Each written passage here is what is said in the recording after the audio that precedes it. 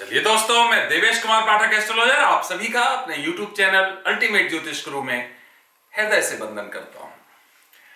चीन के बारे में जो उसने अपने मंतव्य बनाए हुए थे, जो उसके षड्यंत्र थे, वो खुलकर सामने आ गए हैं। मैंने आपको एक वीडियो दिया था 8 सितंबर को। क्या कभी आपने ऐसा सरप्राइज देखा कि 1 से 2 महीने के अंदर इतनी बड़ी 2 भविष्यवाणियां एक साथ पूरी हो जाएं? वो मैं आपको भी यहां वीडियो में दिखाऊंगा। एक भविष्यवाणी मैंने की थी जिसमें कहा था कि भारत को 50 किलोमीटर अपनी सीमा में केंद्रीय सुरक्षा बलों को या केंद्रीय सरकार को या यूनियन टेरिटरी के रूप में उसका कंट्रोल देना पड़ेगा। वो भी पूरा हो गया। और ये अभी 2-3 दिन पहले चाइना ने एक बहुत ही महत्वपूर्ण बिल पास किया है। जो बिल उसने नया सीमा कानून, न्यू बाउंड्री लॉ, उस नाम से किया है। और उसमें जो कुछ उसने किया है वो मैं आपको पहले ही बता चुका था 8 सितंबर 2021 को।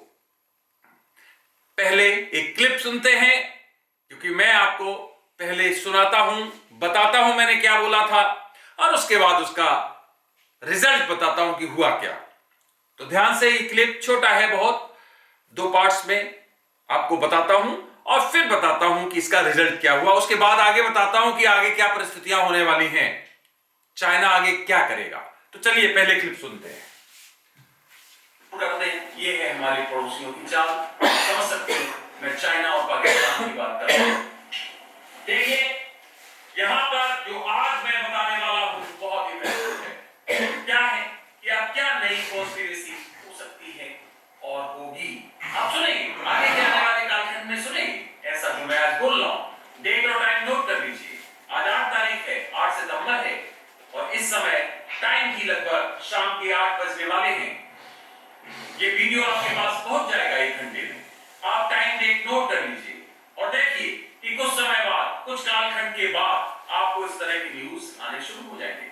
चलिए शुरू करते हैं। आगे बढ़ने से पहले चैनल सब्सक्राइब नहीं किया है तो चैनल सब्सक्राइब कर लीजिए, क्योंकि इस पर मैं आपको भविष्य में घटित होने वाली उन घटनाओं के बारे में बताता हूं जो अन्य जगह अनछू। चलिए आगे देखते हैं।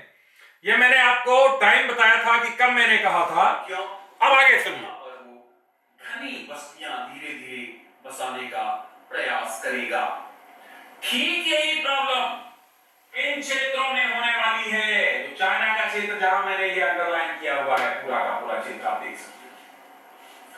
चाइना अपने देश के गरीबों को, जो बिल्कुल पुअर हैं, उनको धीरे धीरे यहां पर लाएगा।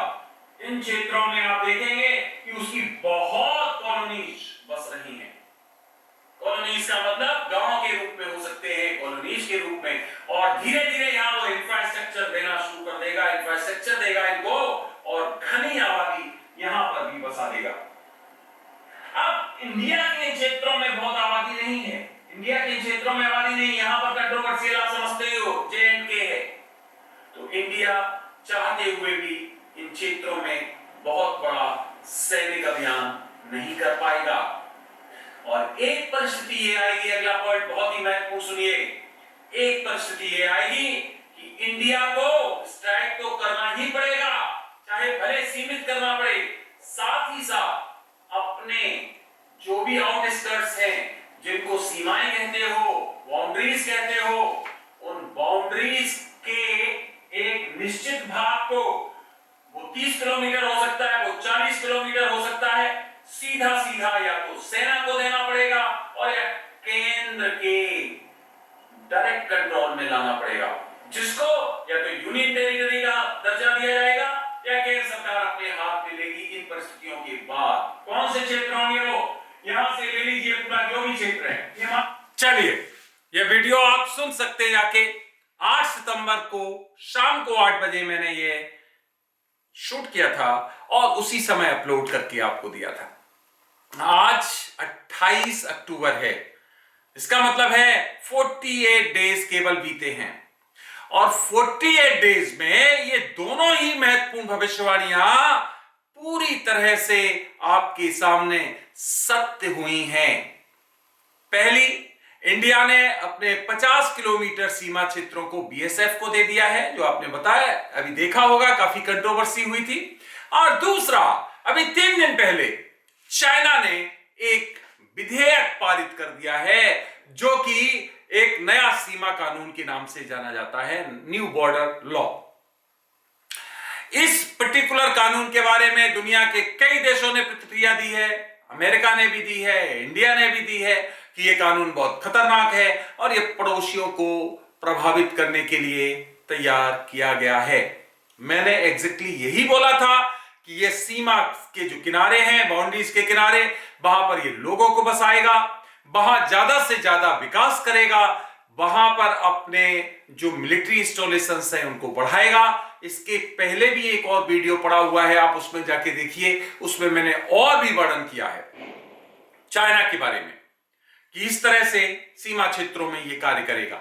मैंने और बताया था, आपको याद करिए, कि अरुणाचल प्रदेश में अब इसका केंद्र रहेगा, वहां पर इसका प्रभाव बढ़ेगा। देखिए, अरुणाचल प्रदेश में लगातार, आप देख रहे होंगे, लगातार न्यूज में आ रहा है, वहीं पर इसने ट्रेस पास किया है, वहीं पर लगातार प्रॉब्लम कर रहा है। तो 2 भविष्यवाणियां 8 सितंबर को एक ही वीडियो में दी थी और बहुत ही टिपिकल टाइप की भविष्यवाणियां थी, जिनको बिल्कुल भी आप गैस के आधार पे या किसी और आधार पे नहीं कर सकते हो। और ठीक 48 डेज हुए हैं आज, इसका मतलब हम कह सकते हैं 45 डेज के अंदर दोनों ये टिपिकल भविष्यवाणियां सत्य सिद्ध हो चुकी हैं। अब इसके आगे चाइना क्या करने वाला है, आगे बढ़ने से पहले, अब इतनी टिपिकल आप भविष्यवाणियां देख रहे हो पूरी होते हुए, आप चैनल को सब्सक्राइब कर लीजिए प्लीज, और इस पर्टिकुलर चैनल के स्थायी सदस्य बन जाइए, क्योंकि इस पर मैं आपको भविष्य में घटित होने वाली घटनाओं के बारे में विशद विवेचन देता हूं, जो यूनिक होते हैं, जो अकल्पनीय होते हैं। अब आगे चाइना क्या करेगा, जैसा कि मैं बता चुका हूं, चाइना रुकने वाला नहीं है। वो इस सभी क्षेत्रों में बहुत विकास करने वाला है और उन लोगों को बसाने वाला है जो बिल्कुल आप कह सकते हो निचले वर्ग के लोग हैं, जो गरीब कह सकते हो, या जो एक तरह से जो कहीं बाहर से आके और वहां पर बसे हैं अप्रजन के उनकी पॉलिसीज के अंतर्गत। और साथ ही साथ वहां पर मिलिट्री इंस्टॉलेशंस बनाएगा, जिससे कि समय समय पर इंडिया के लिए खतरा पैदा कर सके और भी अपने पड़ोसियों के लिए। इसीलिए यह कानून बनाया गया है। विशेष अधिकार दिए जाएंगे सेना को, जो कि अपने स्तर पर इस तरह के किसी भी गतिविधि से निपटने में सक्षम होगी। तो ये कानून बहुत ही खतरनाक है। इसमें और ज्यादा, जिसको आप कहते हो रिएक्शंस होंगे, और ज्यादा आपस में प्रतिद्वंदता बढ़ेगी और युद्ध के द्वार और अधिक खुलेंगे। साथ ही साथ चाइना के बारे में मैं बता चुका हूं, एक बार फिर रिपीट करता हूं कि ताइवान, सबसे हिट लिस्ट में ताइवान और इंडिया हैं, और ताइवान को वो एक झटके में आक्रमण करके अपने अधिकार में लेने का प्रयास करने वाला है। और वहां के कुछ टॉप ऑफिशियल्स, चाहे वो आर्मी के जनरल हो सकते हैं, चाहे वो प्रधानमंत्री प्रेसिडेंट हो सकते हैं, या कोई और टॉप, उनको कब्जे में करने का प्रयास करेगा, उन्हें अपहरण जैसी परिस्थिति करने का प्रयास करेगा, और पूरे के पूरे उस मशीनरी को, जो एडमिनिस्ट्रेटिव मशीनरी है, उसको पैरालाइज कर देगा। ये आज मैं कह रहा हूं, जैसे इसमें बोला, सब वीडियो में बोलता हूं, टाइम नोट कर लीजिए, तो आप देखेंगे कि ताइवान के साथ ये होने वाला है। एक स्थिति तक दुनिया जरूर ताइवान के साथ खड़ी होगी, लेकिन वहां पर चीन पूरी तरह से कंसिस्टेंट है, दृढ़ प्रतिज्ञ है, और वो ये कार्य जरूर करेगा। तो ध्यान रखिए कि चाइना के एक सेट ठोस प्लानिंग के तहत उसके प्रयास चल रहे हैं, और वो कदापि इनसे पीछे नहीं हटेगा। और इस पूरे के पूरे प्रक्रिया में एक और महत्वपूर्ण पॉइंट आया है, चाइना और रशिया एक मंच पे दिखाई दे रहे हैं। अभी आपने देखा होगा कि दोनों के ही जो समुद्र में साथ साथ उन्होंने जापान की पूरी परिक्रमा की और बहुत बड़ा न्यूज दुनिया में बना। ये मैंने वीडियो 2019 में आपको दिया हुआ है, जाके देख सकते हो कि चाइना और रसा मींस रूस दोनों एक फ्रंट पे आएंगे, परिस्थितियां ऐसी बनेंगी आगे, और तब अमेरिका और बौखलाएगा और युद्ध के लिए परिस्थितियां और ज्यादा तैयार होंगी। तो 2022 आ रहा है, परेशानियां बढ़ेंगी, जैसा मैंने बताया था आपको 2022 हमारे पीछे वीडियोस में 22-23 के बारे में कि यहां पर परिस्थितियां ज्यादा विकट होंगी, वो वीडियो भी आप जाके देख सकते हो।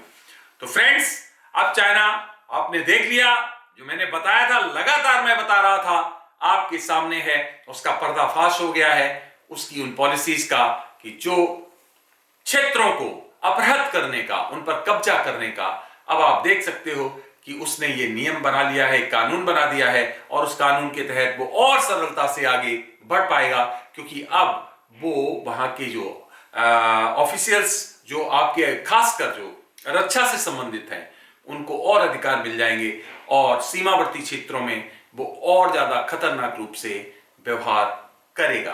तो जैसा बता चुका हूं, कंसिस्टेंट हूं, वहीं पर अड़ा हुआ हूं, युद्ध होना है, संघर्ष होना है, कोई नहीं टाल सकता है कि सब परिस्थितियां वैसे ही बनती जा रही हैं जैसे जैसे मैंने आपको पीछे वर्णन किया है, और आप देखेंगे कि जो मैं आज बता रहा हूं वो भी धीरे धीरे आपके सामने जरूर आने वाला है। तो आपने ये वीडियो देखा, अपना अमूल्य समय दिया, उसके लिए बहुत बहुत धन्यवाद। अगला वीडियो मैं किसी अन्य विषय पर आपको जल्दी ही देने वाला हूं। तब तक के लिए आप सभी को मेरी तरफ से ओम नमः शिवाय, नमस्कार।